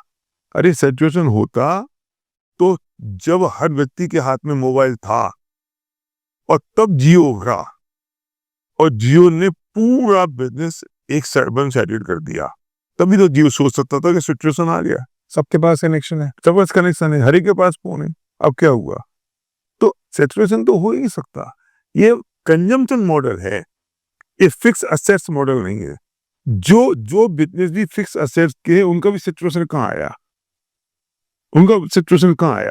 जो फ्रिज बिक रहे हैं, टीवी बिक रहे हैं, घर बिक रहे हैं, मकान बिक रहे हैं, वो तो आदमी जिंदगी में एक बार लेता है 20-25 साल में, वो सैचुरेटेड हो गए। और उनकी कंपनियां कितनी है? ये बिजनेस तो कंजम्पशन मॉडल है। आज आपने खाया, कल खत्म हो गया। हम लोग डेली कंजम बिजनेस वो ग्रो करता है जिसका डेली कंजम्पशन हो, और हम उन प्रोडक्ट्स की बात करते हैं जो कंज्यूमेबल्स हैं। तो ये बिजनेस का तो सिचुएशन आ ही नहीं सकता। जब नए लोगों का सिचुएशन होगा तो नई जनसंख्या पैदा हो रही है, सही, हर एक को नई अपॉर्चुनिटी चाहिए, हर एक का राइट टाइम अलग अलग होता है। मैंने किसी को आज बिजनेस दिखाया, उसका राइट टाइम नहीं, उसने मना कर दिया, उसका राइट टाइम 2 साल बाद आएगा, तो 2 साल बाद वो ज्वाइन करेगा, तो कहाँ से सिचुएशन होगा? कोई आज मेरे प्रोडक्ट्स यूज कर रहा है, 2 साल बाद वो बिजनेस शुरू करता है। कोई बिजनेस शुरू करता है, फिर वो बिजनेस बंद कर देता है, फिर वो प्रोडक्ट्स यूज करना शुरू करता है। तो हम तो मासेज में काम कर रहे हैं, और हम एक कंट्री में, एक स्टेट, एक गांव में नहीं कर रहे हैं, एक जिले में नहीं कर रहे हैं, हम एक स्टेट में नहीं कर रहे हैं, हम एक कंट्री में नहीं कर रहे हैं। तो सिचुएशन कैसे होता? हम तो ठेला है हमारे पास, हम जहाँ ठड़काएंगे वहां हमारा बिजनेस होगा, जहाँ खड़े हो जाएंगे वहां हमारा बिजनेस होगा। तो हम चलते फिरते बिजनेसमैन हैं, और जहाँ जाते हैं वहां से बिजनेस की शुरुआत हो जाती है। और हमारा प्रोस्पेक्ट, हर व्यक्ति है जो साथ ले रहा है, वो हमारा प्रोस्पेक्ट है, वो हमारा कंज्यूम करता है हमारे प्रोडक्ट्स को। अगर इतनी अच्छा बिजनेस मॉडल है, वे टाटा, अंबानी और अडानी क्यों नहीं आ जाते इसमें?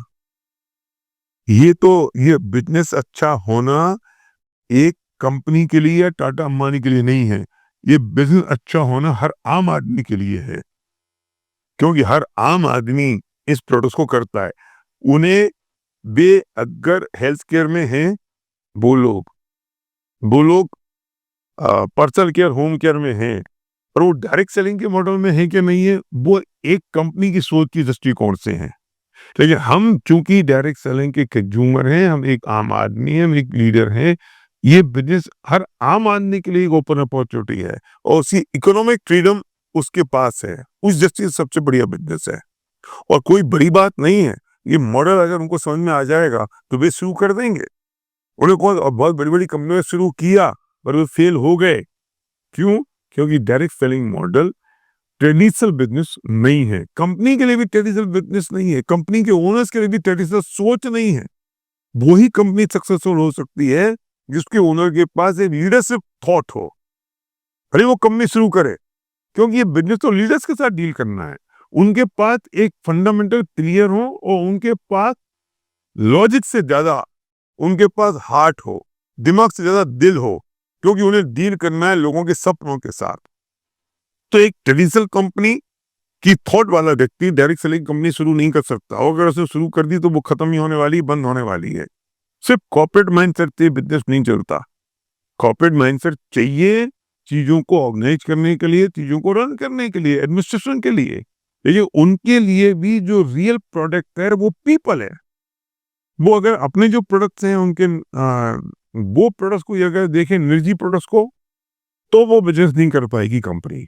उनको भी सोचना पड़ेगा, उनके लोगों के दिल में उन्हें उतरना पड़ेगा, वही कंपनी सक्सेसफुल होगी। और आज जो हिंदुस्तान में कंपनियां सक्सेसफुल हैं वो वही सक्सेसफुल हैं जिनके ओनर्स के पास दिल है लोगों का। एक प्रोफेशनल अप्रोच के साथ साथ इमोशनल सोच भी चाहिए। राइट। प्रोफेशनल अप्रोच तो जरूरी है, क्योंकि एक हम कॉर्पोरेट कंपनी चलाना है, हमें लंबे समय तक चलाना है, और मैनेजमेंट इमोशनल नहीं होता लोगों के प्रति। राइट।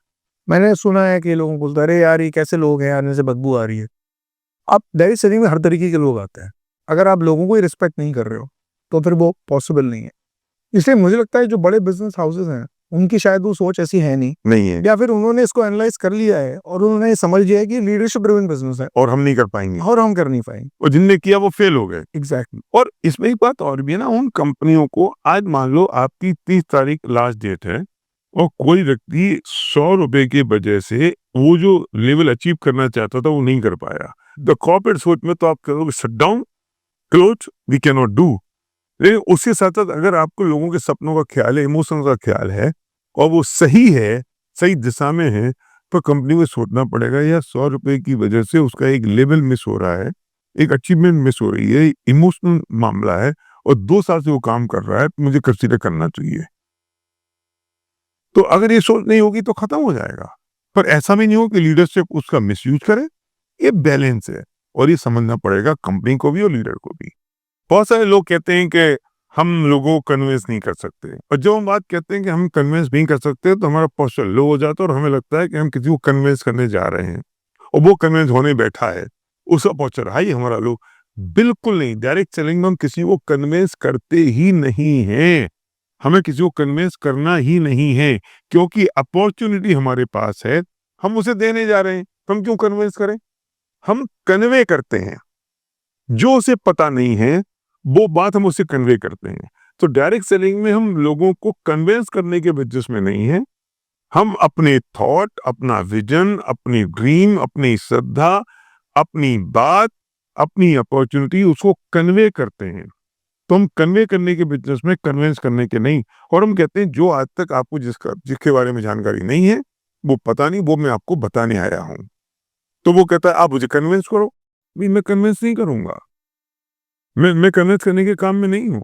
मैं आपको बताऊं, कन्विंस तो आपको अपने आप को होना पड़ेगा। बात है, ये सिर्फ ट्रांसफर ऑफ इन्फॉर्मेशन है। Yes, transfer information. ये लोग ये समझ नहीं पाते और लोग पीछे पड़ जाते हैं, फिर यस, कन्विंसिंग मोड में आ जाते हैं। सामने वाला फिर लगता है कि यार मैं बहुत बड़ा हूँ, सामने वाला छोटा है, ऐसे पैसे मांगना चाहता है, तू पकड़ यार 5,000 रुपये ले आयो कर और मर यहाँ से।